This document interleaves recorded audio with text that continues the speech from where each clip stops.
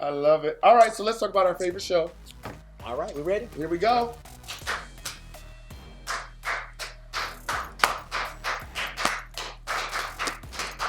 Okay.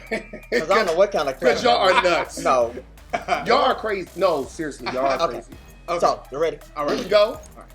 Bring us in, King.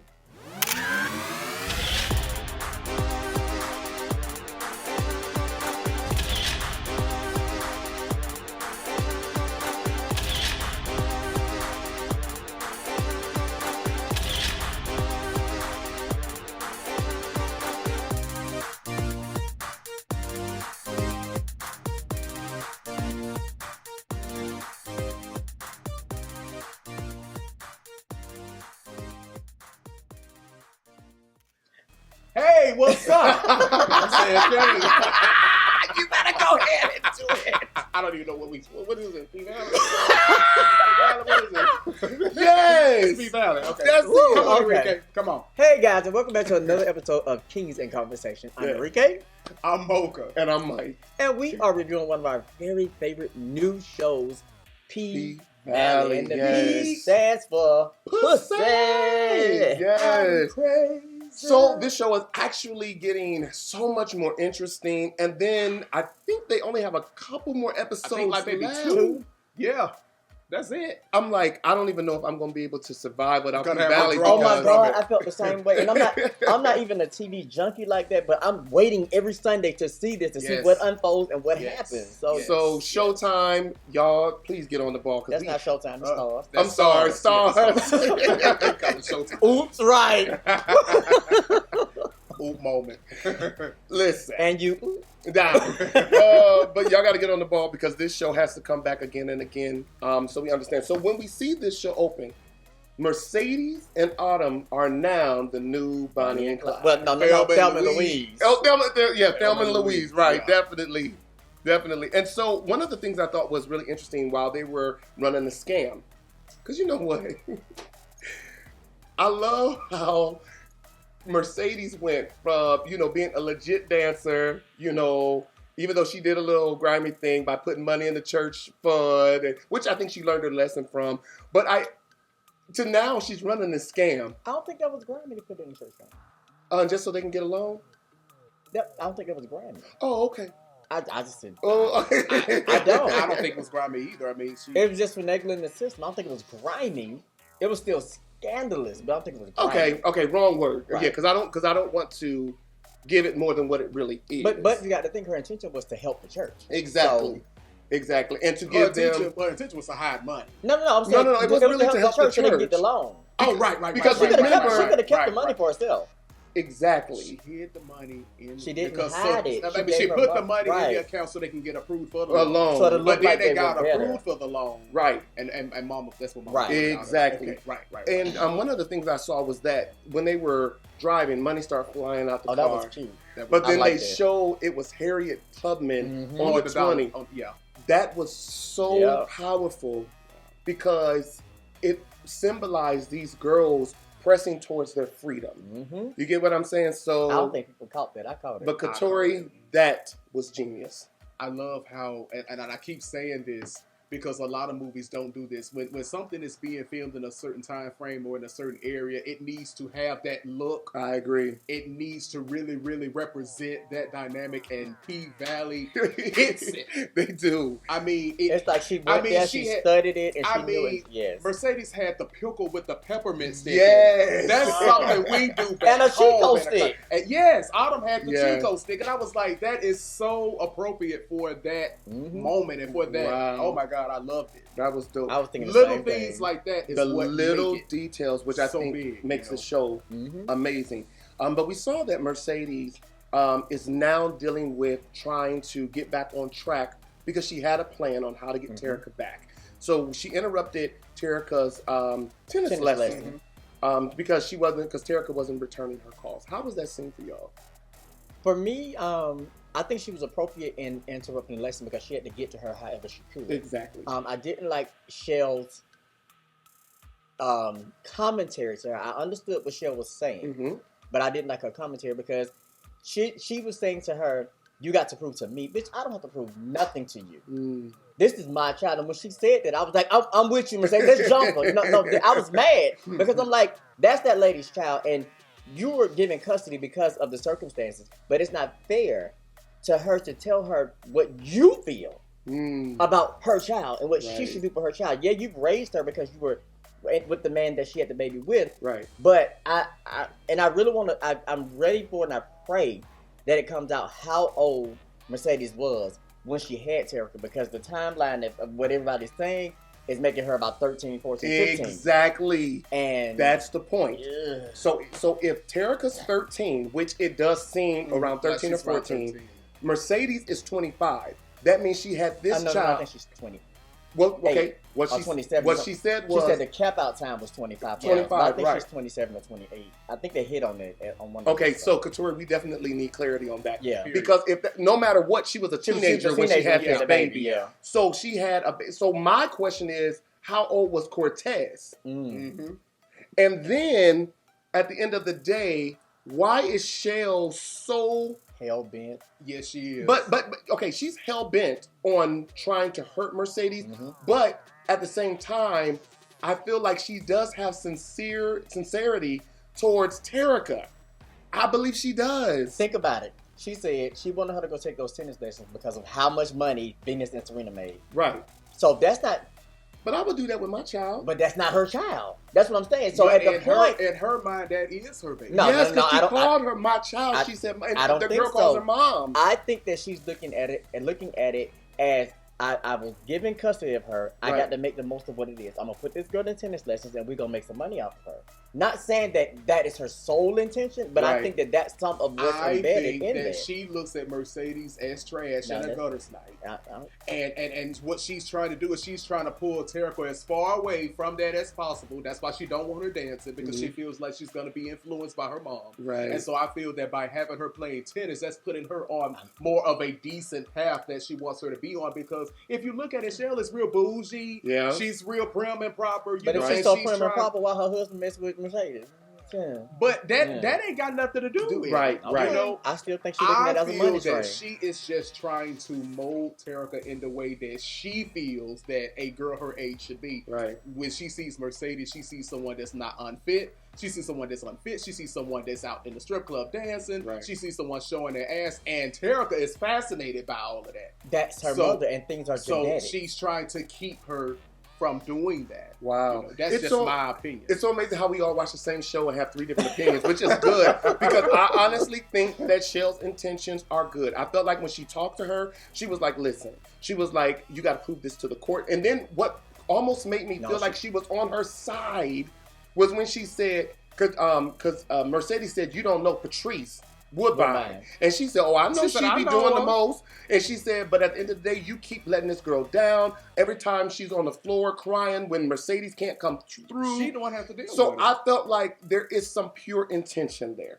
That's the word. I do. Some pure intention. Right. But one of the things that Katori wrote on Twitter was that they specifically talked about Cortez being cremated, as it showed Shell's hurt and hatred for this man. Get rid of him. Yes, because down in the South, when you all can you can attest for this, Mocha, in that area, cremation was looked at as taboo, as something people do. You don't do. You don't. You put people in the ground or in a mausoleum or whatever. And so I thought that was a good point as well. But I think it's right of Shell to stop Mercedes from letting Terica down.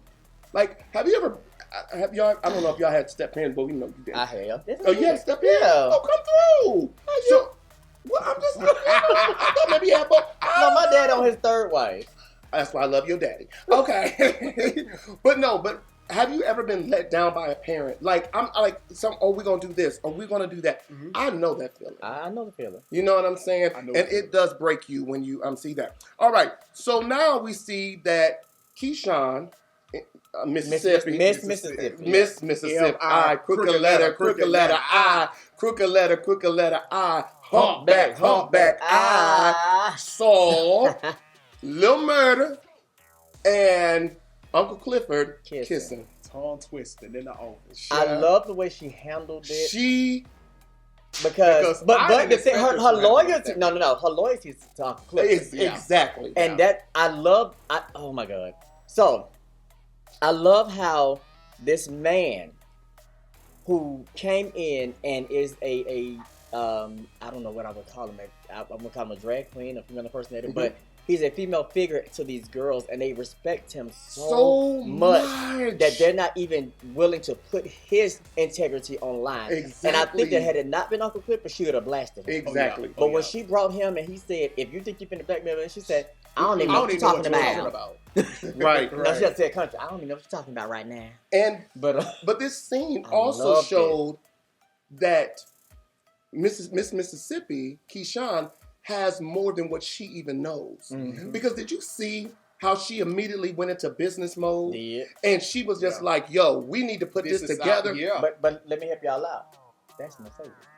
Mercedes taught her that. Exactly. She taught her that hustle. Mercedes and it was amazing because in the last show, she was just saying, a couple shows ago, I don't have nothing but I'm pretty. Real timid and very, But I think a lot of that comes from that guy she's dating, and he probably suppresses that. So she and not only that, but her confidence has been boosted now. Okay. Do y'all think it's the white man beating her? Yeah. Nope, I don't. Who do you think beating her? I think that she has a boyfriend that she's ignoring the white boy for. That's just my own personal opinion. I could be dead wrong. But she made the statement, black girls don't bruise. That's why I felt like it was the boyfriend, because he's probably in his mind thinking if she was white, if he bruised her or he beat her, the bruises would show. That's a good point. I still think that it's a black dude that's beating her. I don't think so. Yeah, but no matter what, she's smart. She made his song go viral. It was on the Shade Room. Well, she didn't really make it. She danced to it and it went viral. But see, that was the combination. Mm-hmm. That song wouldn't have went nowhere if she didn't have her booty shaking. She didn't make it, is what I'm saying. She just happened to dance to the song and it went viral. But she capitalized on it going viral. Right. She made it go viral. I totally agree that she made it go viral. She not shook her ass like she shook her ass. That song would have been nothing. Listen, because when they tried playing it in the club before, did nobody want to hear it. Exactly. Remember when Mercedes wanted to dance to it? And she was like, no, that was a different song. But still. But it was the timing of how two people came together at the right moment. Right. But that's just how the universe works. So then we see that Miss Loretta Devine, who is probably one of the most typecast actresses in Hollywood. Oh my God. I've never seen anyone ever get typecast but kill it every single time. She plays the mama, the auntie, or something every time. She did an amazing job. For her to step into the role of a blind woman, she did an amazing job. I thought she was blind. I literally no lie. Being an actor, I sat and I watched this and I dissected it because I said, how was she doing this? How was she able to blindly look past these people, right, and give me all of this? And I was so enthralled that I was like, "Was she blind?" Like I literally, exactly. If you did not know her, you would have honestly thought she was a blind woman. Right. How did you feel when you saw her talking to Uncle Clifford? I love Clifford Sales. It really made me feel warm inside because so many people in the gay community, especially down south, they have a very, very close relationship with their grandmother. And that's what I was about to say, because me and my grandmother were the same. Me and my grandmother like that. And so watching them connect, it really, really made me feel warm inside. And I could really see the love between them was like the love that I know my grandmother had for me, because my grandmother was the one to encourage me to be me. Wow. My grandmother was the one to encourage me to, baby, grandma love you. Right. No matter what. Be the best at whatever you're going to be. So when I seen their interaction, it just really made me feel warm. Mm-hmm. I thought it was so cute that she smoked weed.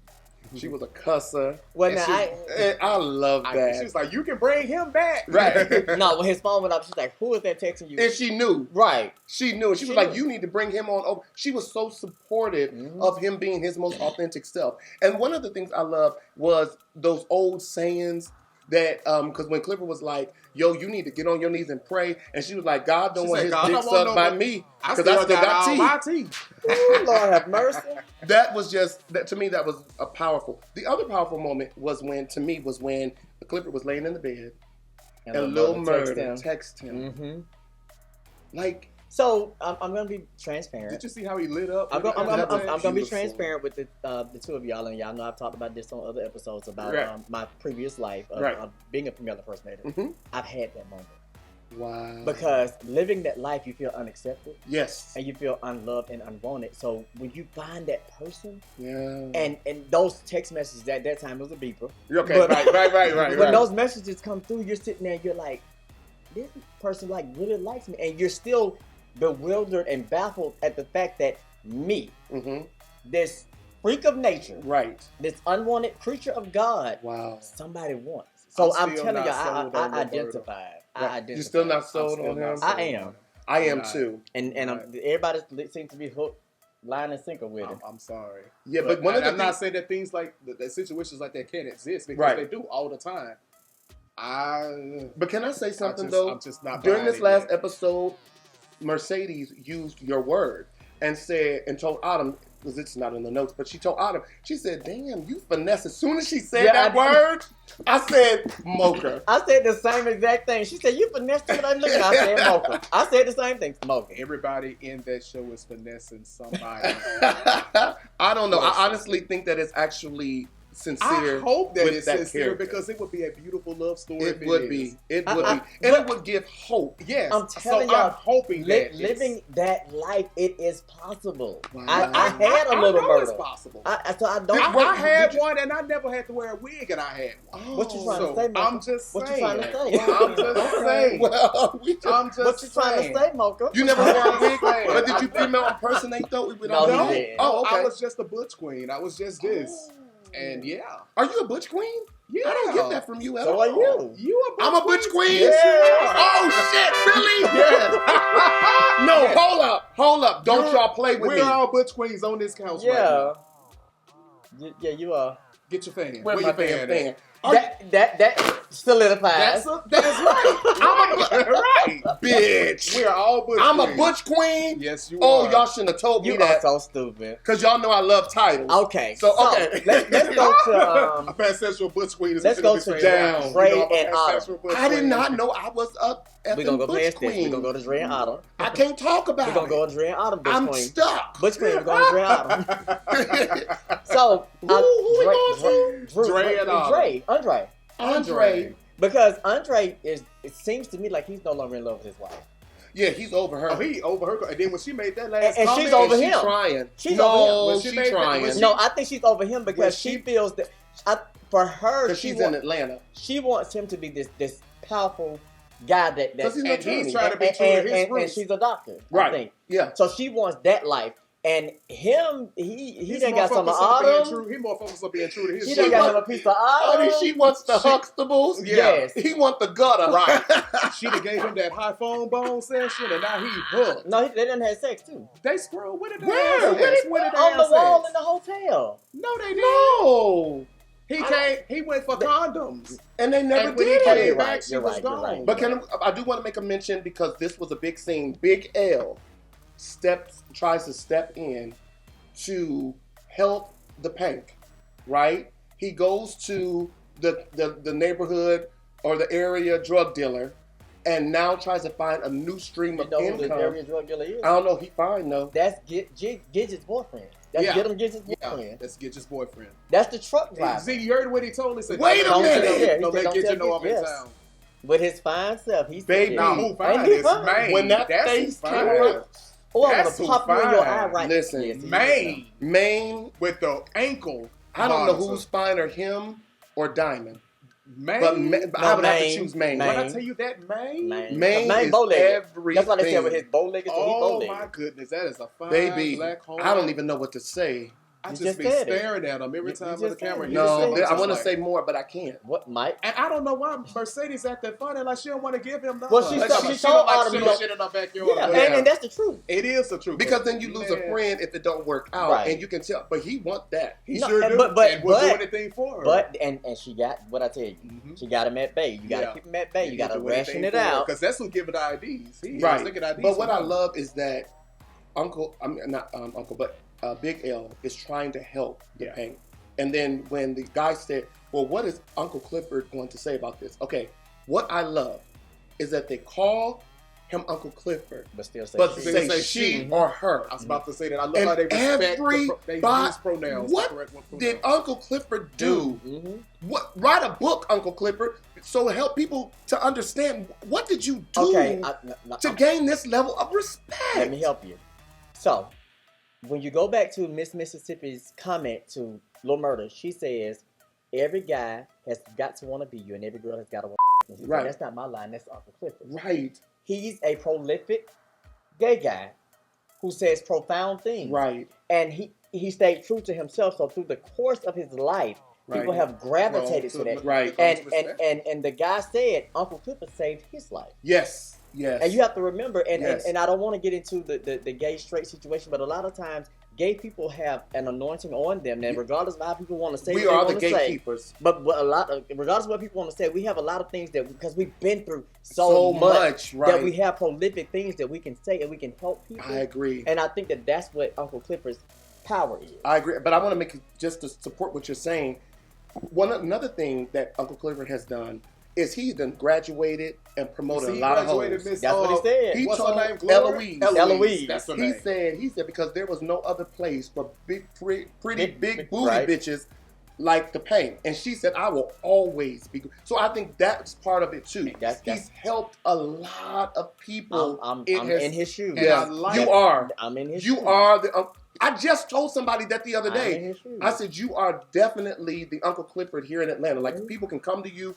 You have helped people. You have pushed people. You have given people a resource. I literally got a phone call today from someone I went to high school with who said, your restaurant is doing good. How can I? And I had a full-out conversation with him. And I told him, I don't hide things. Because what God has for me is for me. I'm never going to not talk to people. I'm never not going to help somebody because what I have is going to be for me. You can't take what I got. Exactly. So, and that's why I told you I always will identify with Uncle Clifford because that's just who I am. That is exactly who you really are because you are the uncle in our community. But we also see that Autumn is planning to leave.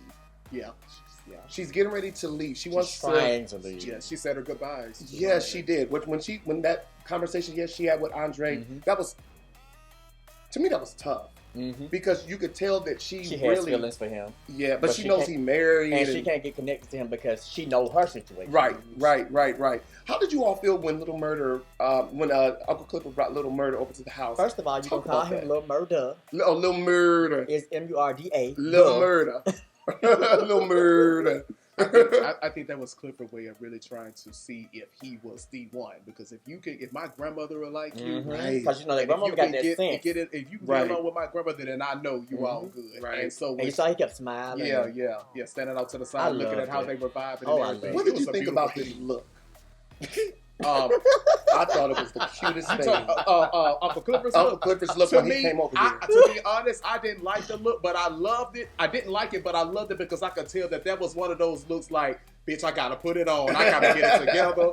My man coming over. And you see the little baby hair laid on the forehead and everything, and I was like, you could tell that was Uncle Clifford's look for that night. You know what I'm saying? I felt like he was the schoolgirl. Bringing her date home, with the hair, the innocence. I don't know. I just thought that was. I thought that was. I hated it, but I loved it. Yeah. Then we find out that the Pank has had a powerful history in that city. Well, actually, we found out that the building, because it wasn't always the Pink. Pink, yeah. And that I like how Katori gave the backstory of what the building solidified, that actual place solidified, and that he made it a strip joint because he knew that it would make money. And that they actually told how he got in so much debt. I love the fact that they did that because sometimes storylines will overlook that and we're just left to kind of guess like because he started pulling them bills out. Right. But have y'all noticed the bank is always lit? Where's this money going? I'm sorry. Them wigs. I'm just kidding. Well, the majority of the money that's being spent is on the girls, and they only have to do like a certain payout, and then the rest of the money they keep. But you got the bar and you got the door, and you got the food and the check cashing. Where's that money going? Something. But he's so far in debt that $55,000. Think about this. And they had rules.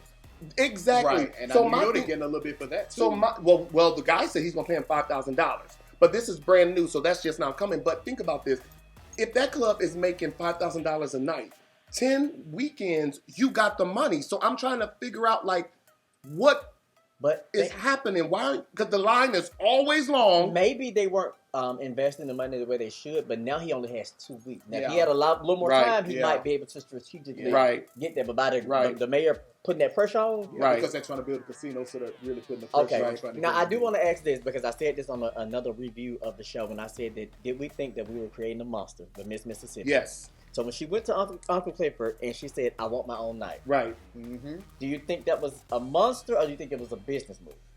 Both. Yeah, both. Because even Uncle Clifford was like, "Right, slow your roll, bitch." You know, trying, right. You know, so even she saw it. So yeah, I think it was a little bit of both. She was right in what she was saying, but her energy is wrong about it.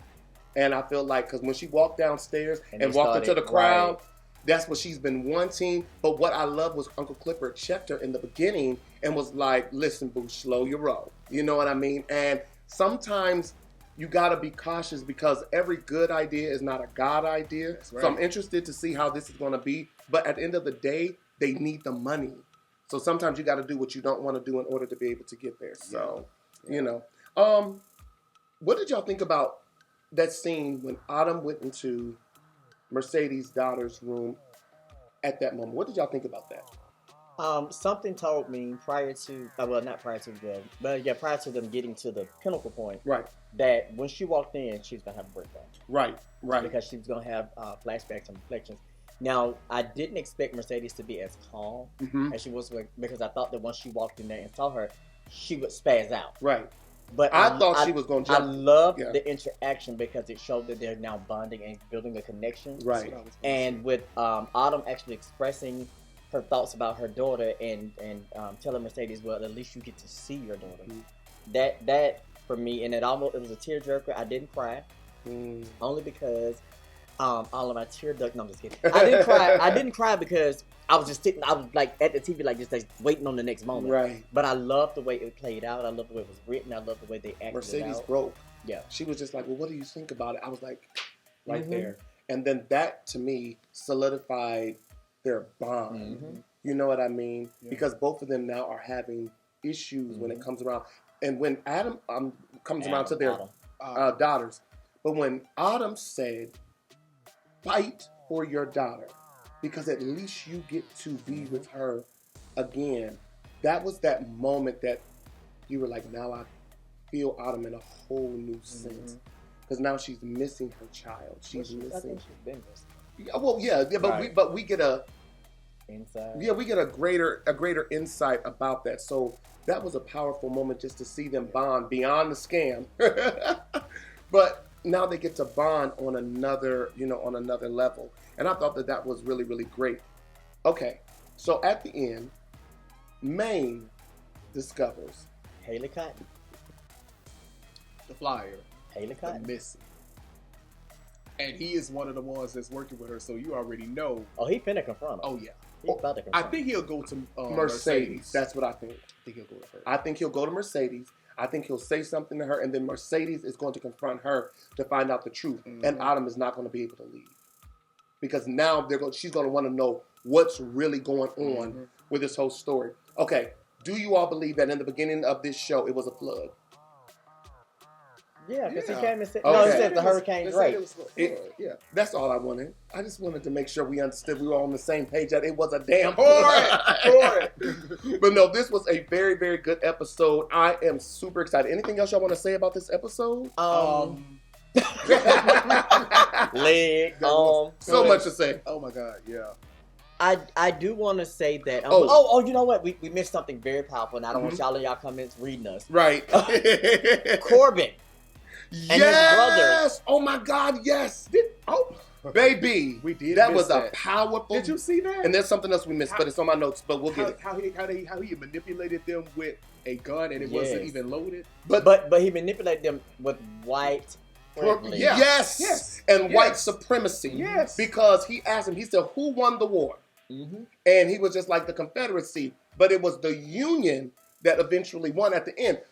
But for him to put that gun in Andre's face to make Corbin, what's his name, Corbin? Corbin sign that paper, that just showed his white supremacy, and show where his heart really was.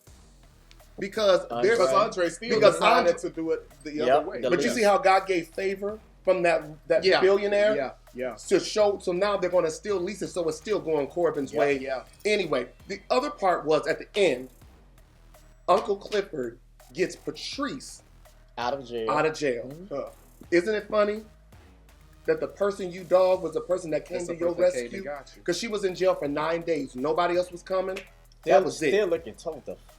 Child. That wig was still up. But when I tell you, all he had to do was mention church. Exactly. And she got right with it. Exactly. And he said, I'm your Jesus tonight. And I thought I'm ready to see the next episode. Me too, really, because now they're coming together for something. Because he said, you really want that church?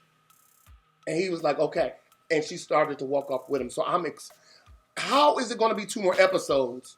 No, I need some more. That last episode go, ooh, down. We got we're coming over here. Right. We're coming over here. We're gonna watch it together because we got to. Yeah. It's gonna be too powerful. We just have to see what it's gonna be. So listen, everybody, we want to make sure that you all continue to watch P-Valley. Y'all can tell that we love this show. It's so powerful, and I believe that it is a groundbreaking, life-changing show. They better win awards. Mm-hmm. They better have a whole bunch of nominations, and this show needs to go on. I don't know how long it needs to last, but it needs to go. This is like the number 1. Right? Yeah, it is, and everybody loves this show. So Katori, I think season 2 we should come on and do like a special guest appearance. Definitely, interview a girl. Definitely. I don't know. Katori, you cannot have season 2 without the Kings. And we need to have our own night at the Paint to do something. We want to make sure you guys are liking, commenting, subscribing, and sharing. Yes. Love and Light TV. Yes. And following the Kings in Conversation on Instagram. Please. So you can see all the behind the scenes stuff that we put up. And coming up soon, we actually have one of the stars of P-Valley that's actually going to be a guest for us. So we're excited about that. So make sure you all stay tuned for that. All right. We love y'all. All right. Bye, everybody. Bye. Yo, what's up, everybody? This is Mocha Kentwood from Kings and Conversations, and I am here with Duran Cortez. What's up? Drove all the way down from Dallas, Texas to have lunch on us. Unfortunately, Enrique is in Memphis. I don't know what he's doing. Michael at the gym. We know what he's doing. The Chocolate King is here. We're about to have lunch and enjoy ourselves. Duran, you want to say anything? I just love y'all show. Y'all are so down to earth and everything. Mike, Enrique, I hate y'all can't be here, but I understand y'all have lives too. This is more like an impromptu surprise. I wanted to come down here and do that. But I love y'all. Y'all know I'm your number 1 fan. Glad you came, Duran. We're about to have us a good time. I already been drinking. You know what I'm saying? So we're about to do what we do. So y'all be good, and we about to eat.